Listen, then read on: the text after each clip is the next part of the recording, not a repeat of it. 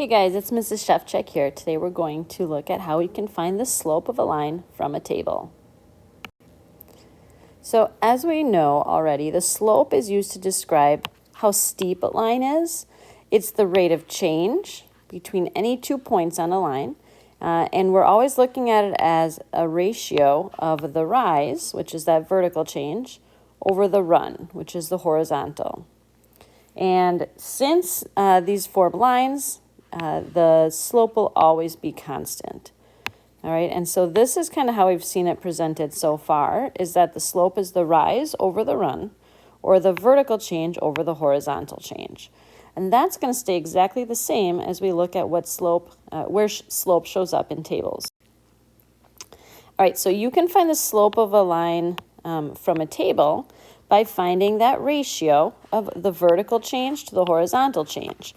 We're still looking for the change in y over the change in x, or the rise over the run. Sometimes you'll see it written like this too.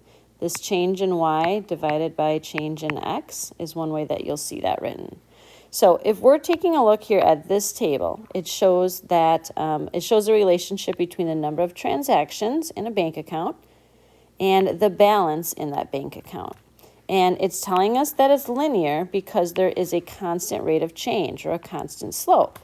So the slope of this relationship is negative $10 per transaction. Let's see where that number came from. So as I look at my table, I see my X column has the number of transactions, and it's going up by 3s. That's different. We've been going up by 1s a lot. So it's going up by 3 each X. And then I go down my Y side, and I'm looking and I say, what's going on over here? Well, it's going from 170 to 140. This side is going down by 30. And here it's going down by 30, and here it's going down by 30.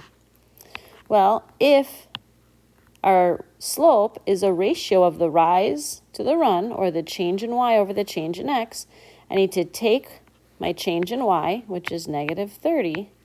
I'm going to divide that by my change in x, which is a positive 3. The positive doesn't have to be there. It can just be negative 30 divided by 3. And when I simplify that ratio, I get negative 10 over 1, or just negative 10. And so in terms of this problem, we would say that the slope is negative $10 per transaction. Let's try it on another one. This time we're just given a table without any context, and we're asked to find the slope of the line and then check our solution.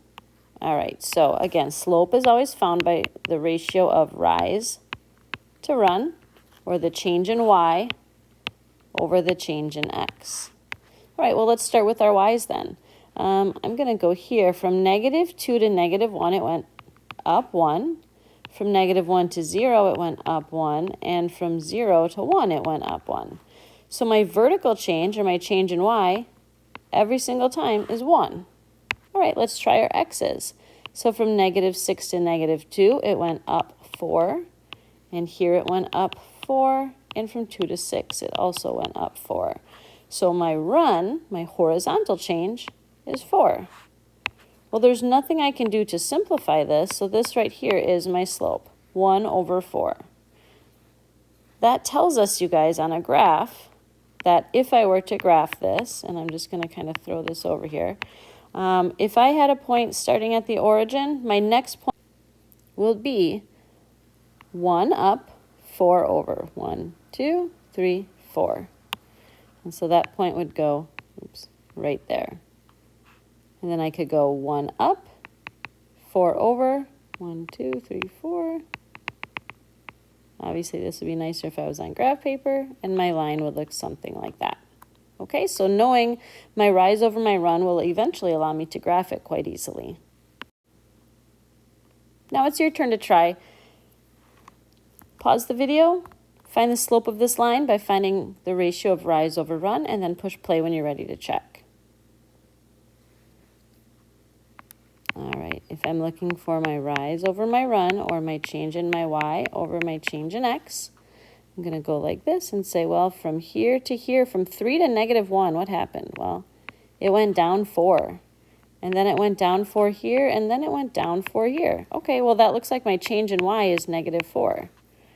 And then I'm going to also do the same thing for my change in x. From -1 to 2, it went up 3.